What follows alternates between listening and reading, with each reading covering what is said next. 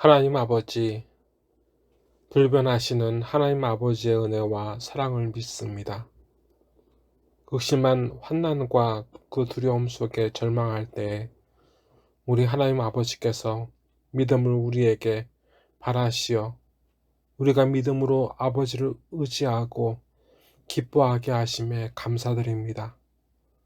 늘 성령께서 우리를 붙드사 세상을 이기게 하시고 우리가 우리 아버지의 자녀됨을 망각할 때마다 늘 예수님께서 그 십자가를 기억하게 하시어 하나님의 자녀된 것을 기뻐하고 기억하고 또 꿈꾸게 하심에 감사드립니다. 더욱 감사드립니다. 매일 그리고 매 순간 어려움이 있으나 도리어 믿음 안에서 그것이 축복되는 줄 알고 그리 알게 하신 우리 하나님은 선하십니다. 오늘 아버지를 사랑하게 하시고 기뻐하게 하옵소서. 오늘 이 시간 아버지를 경외하며 의지하는 모든 예배자와 자녀들 위에 기름을 부어 주시옵소서. 고치시고 싸매시고 축복하옵소서. 우리의 찬송과 기도 예배를 받아 주시옵시고 이 시간 아버지의 생명의 말씀으로 만족해 하옵소서. 나사렛 예수 그리스도의 이름으로 간절히 기도드리옵나이다. 아멘. 오늘 우리 하나님 아버지께서 우리에게 주신 생명의 말씀, 언약의 말씀, 듣고 믿기만 하면 죽은 영혼이 살아나며 구원받는 능력의 말씀,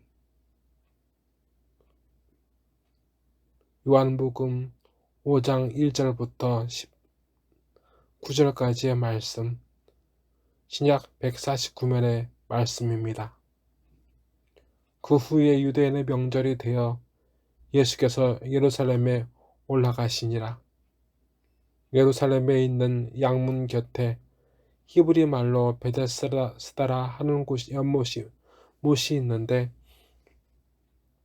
거기 행각 5이 있고 그 안에 많은 병자, 맹인, 다리 저는 사람, 혈기 마른 사람들이 누워 물의 움직임을 기다리니 이는 천사가 가끔 못에 내려와 물을 움직이게 하는데 움직인 후에 먼저 들어가는 자는 어떤 병에 걸렸든지 낫게 되밀어라. 거기 38배 된 병자가 있더라. 예수께서 그 누운 것을 보시고 병이 벌써 오래된 줄 아시고 이르시되 내가 낫고자 하느냐. 병자가 대답하되 주여 물이 움직일 때 나를 못에 넣어주는 사람이 없어. 내가 가는 동안에 다른 사람이 먼저 내려가나이다.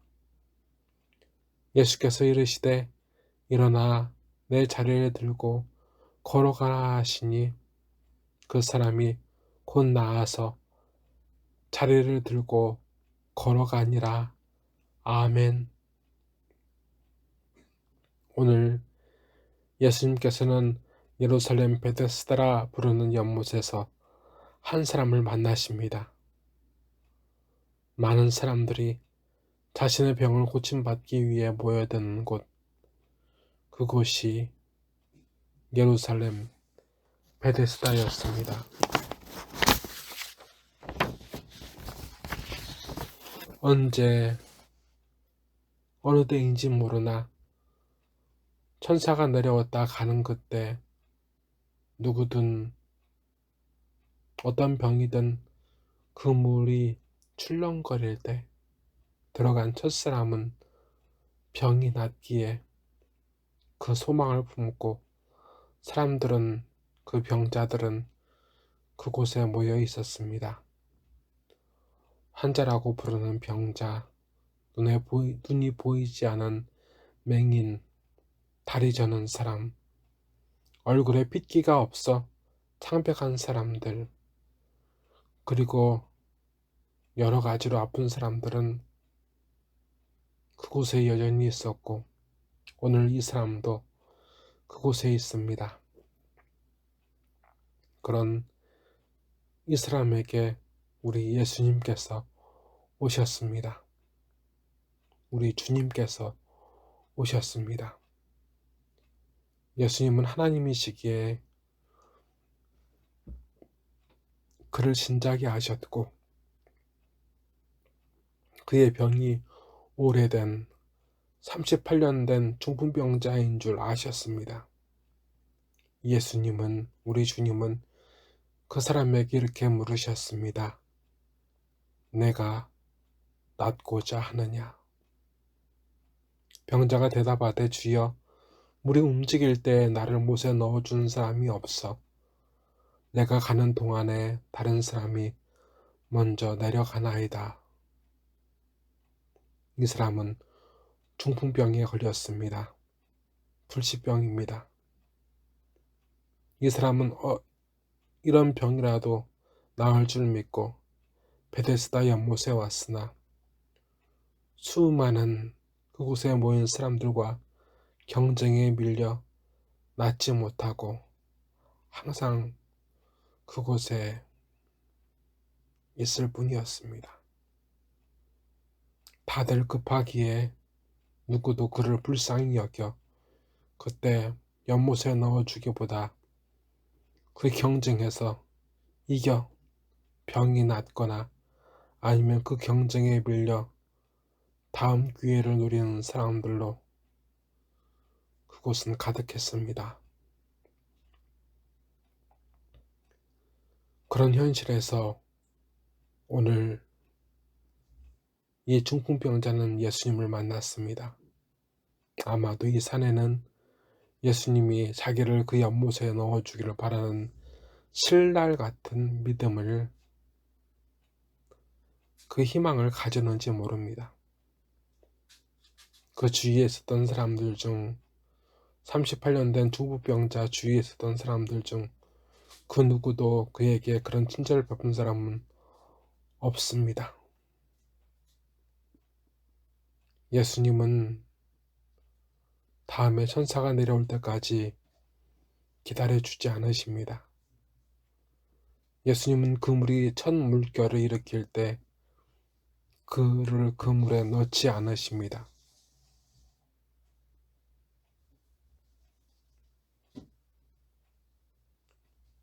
예수님도 38년 중풍병자 주위에 있다 사라진 그 허다한 사람들과 같이 중풍병자를 외면하고 떠나셨을까요? 아닙니다. 예수님께서는 하나님의 권능으로 그에게 명령하십니다. 일어나 내 자리를 들고 걸어가라. 다른 말로 일어나 내 돗자리를 들고 걸어가라. 예수님께서는 이 38년 된 병자를 고쳐주셨습니다. 왜냐하면 예수님은 그 38년 된 병자의 아픔을 외면하실 수 없으신 하나님이시고 그 병자의 아버지이시고 우리 아버지이십니다. 그리고 그 사람의 질병뿐만 아니라 우리의 모든 질병도 다스리시는 하나님이시기 때문입니다. 예수님은 그에게 믿음을 주셨고 그는 이제 38년 중풍병자로 걷기는커녕 스스로 혼자 서지도 못했는데 그는 자기의 일어나지 못했던 경험이나 낫지 못한다는 지식이 아니라 그의 아버지, 그의 모든 아픔을 다스리시는 하나님인 줄 믿고 따름으로 그는 일어섰고 그 자리를 들고 걸어갔습니다.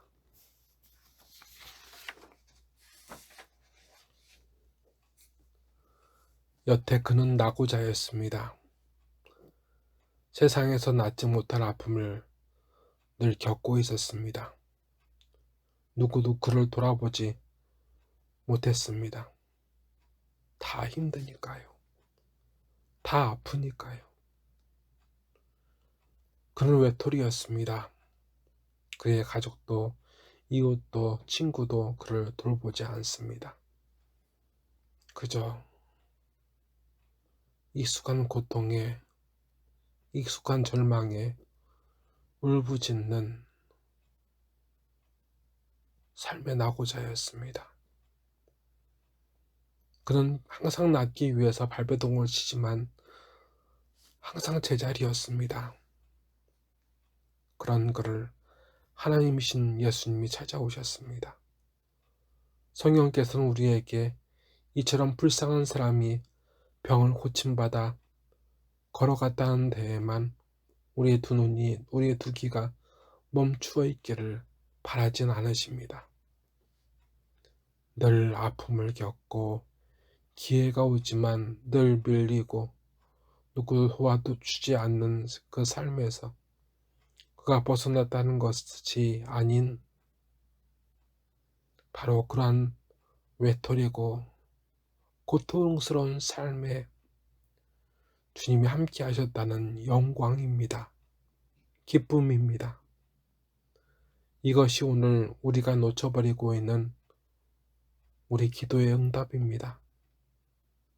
주님께서 이처럼 아픔 속에서 탄식하는 우리와 함께 하신다. 우리에게 성령께서 가르쳐 주시는 그 영광이고 그 응답입니다. 중풍병이 나은 것이 중합니까? 당장은 괜찮은 것 같아 보이지요. 하지만 중풍병 말고도 다른 위기는 그에게 다가오진 않았을까요? 우리는 이렇게 푸념할 때가 많이 있습니다. 돈 없어 못 살겠다. 누구 때문에 못 살겠다. 외로워서 못 살겠다. 힘들어서 못 살겠다. 슬퍼서 못 살겠다. 또 배고파서 배불러서 못 살겠다. 짜증나서 못 살겠다. 그 외 말고도 사람은 항상 많은 아픔과 많은 원망을 합니다. 많은 아픔을 겪습니다. 그러면 한 고비를 넘어간 것보다 이 고비를 이겨넘게 하시는 예수님께서 항상 함께 하시어 모든 삶, 모든 문제, 모든 아픔을 능히 이기게 하심을 인해 우리가 예수님과의 동행을, 예수님과의 만남을, 예수님께서 지금 이 순간에도 우리와 함께 하심을 믿는 이 믿음이 정말 우리에게 주시는 주님의 응답이 아니겠습니까? 축복이 아니겠습니까? 그래서 오늘 우리는 예수님께서 이 사연 많은 나를 외면하지 않으시고 만나 주셨음에 함께 하심에 감사해야 합니다. 이 또한 이보다 더 큰 축복은 없습니다. 주님께서 나를 불쌍히 바라보고 계십니다. 이보다 더한 축복이 무엇입니까?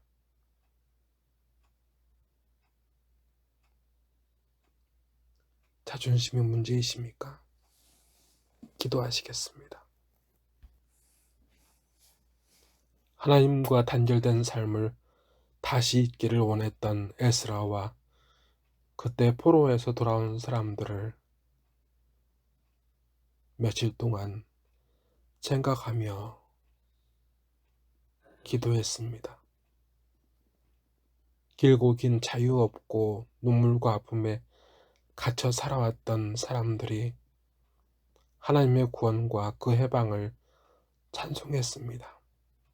그리고 하나님과 끊겨진 모든 원인이 자신들에게 있음을 시인하고 엎드렸습니다.